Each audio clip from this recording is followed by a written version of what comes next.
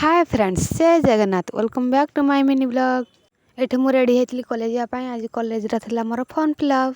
form fill up तो न कले सेमिस्टर तो दे पारूँ से बाहर पड़ी फॉर्म फिलअप कर इच्छा तो नाला जावाई तथा बाहर पड़ी कॉलेज जावाई कौन मैंने बाध्य आम आमती भी आज थी लास्ट डेट